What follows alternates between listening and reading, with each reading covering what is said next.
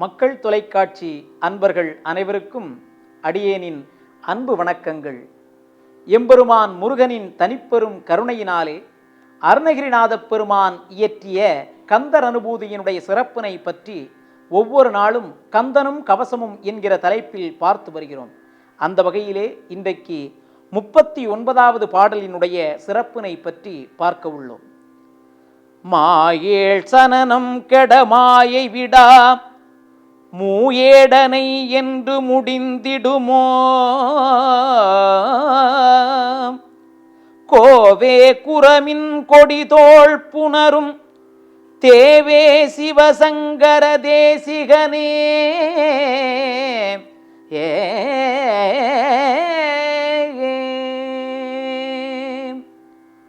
மாயேள் சனனம் கெட மாயை விடா மூ ஏடனை என்று முடிந்திடுமோ கோவே குரமின் கொடிதோள் புணரும் தேவே சிவசங்கர தேசிகனே என்று இந்த பாடலிலே பாடியிருக்கிறார்கள். இந்த பாடலின் மூலமாக ஒரு மிகப்பெரிய ஒரு ஞானத்தை நமக்கு அருணகிரிநாதப் பெருமான் உணர்த்தியிருக்கிறார் என்று சொல்லலாம். அருணகிரிநாதர் நமக்கு உணர்த்திய ஞானம் என்று கூட சொல்லலாம். ஏனென்றால் முருகா, உலகுக்கெல்லாம் அரசனாக இருக்கக்கூடியவன் நீ. அப்பேற்பட்ட முருகப்பெருமானே, சிவனுடைய புதல்வனே, சிவபெருமானுடைய புதல்வனாக அவதரித்தவன் அல்லவா நீ. அப்பேற்பட்ட பெருமைக்கெல்லாம் சொந்தக்காரனாக இருக்கக்கூடிய முருகப்பெருமானே, நீ எனக்கு ஒரு மிகப்பெரிய அருளை தர வேண்டும். சாதாரணமாக மனிதனாக பிறந்த நான் 7 ஜென்மங்களினால் ஏற்படக்கூடிய அந்த மாயையை விட முடியாமல் தவித்து கொண்டிருக்கிறேன். அந்த மாயையை விடக்கூடிய அருளை எனக்கு தர வேண்டும் என்பது போல இந்த பாடலிலே சொல்லியிருக்கிறார்கள். எப்பொழுது இந்த மாயையை விடக்கூடிய நிலை முடியும் என்பதை கேட்பது போல பாடியிருக்கிறார்கள். 7 ஜென்மங்களினால் ஏற்படக்கூடிய மாயையை அவ்வளவு எளிதிலே நாம் விட்டுவிட முடியாது. பொதுவாக ஒவ்வொரு பிறவியாக இந்த உலகத்திலே சாதாரணமாக 84 லட்ச யோனிபேதங்கள் இந்த உலகத்திலே இருக்கிறதல்லவா. அந்த எல்லா யோனிபேதங்களாக இந்த உலகத்திலே பிறந்து இறுதியிலே மனிதனாக பிறந்திருக்கிறோம். புல்லாகி பூடாகி புழுவாகி மரமாகி பல்விருகமாகி பறவையாய் பாம்பாய் கல்லாய் மனிதராய் பேயாய் கணங்களாய் வல்ல அசுரராய் முனிவராய் தேவராய் என்று சொல்கிறார்கள் அல்லவா. அதே போல எல்லா பிறவியும் பிறந்து அந்த பிறவியிலே இருக்கக்கூடிய ஒவ்வொரு விஷயத்திலும் நாம் ஒவ்வொரு ஆசைகளையும் விடுத்து வாழ்ந்து கொண்டிருக்கிறோம். ஆனால் சில ஆசைகளிலிருந்து நாம் விடுபட முடியாமல் இறைவனுடைய பாதத்தை அடைய முடியாமல் தவித்து கொண்டிருக்கிறோம் அல்லவா. அதை தான் சொல்கிறார்கள். முருகா, இந்த 7 ஜென்மத்தில் உள்ள இந்த பிறவியினாலே, இந்த 7 பிறவியிலே எனக்கு 3 விதமான ஆசைகளை விட முடியவில்லை. அந்த 3 விதமான ஆசைகளை நான் எப்பொழுது விட முடியும் என்பதை கேட்கக்கூடிய வகையிலே இந்த பாடலை பாடியிருக்கிறார்கள். அதான் மூயேடனை என்று அர்த்தம். மூயேடனை என்று சொன்னால் 3 ஆசைகள் என்று அர்த்தம். மூயேடனை என்கிற அந்த 3 ஆசைகள், தானேடனை என்று சொன்னால் புத்திர ஆசை என்று சொல்வார்கள். தாரேடனை என்று சொன்னால் மனைவி மீது இருக்கக்கூடிய ஆசை என்று சொல்வார்கள். இப்படி ஒவ்வொரு விதமான அந்த ஆசையையும் நான் விட வேண்டும். செல்வத்து மீது இருக்கக்கூடிய ஆசை, இப்படி அந்த 3 ஆசைகள் இருக்கிறதல்லவா.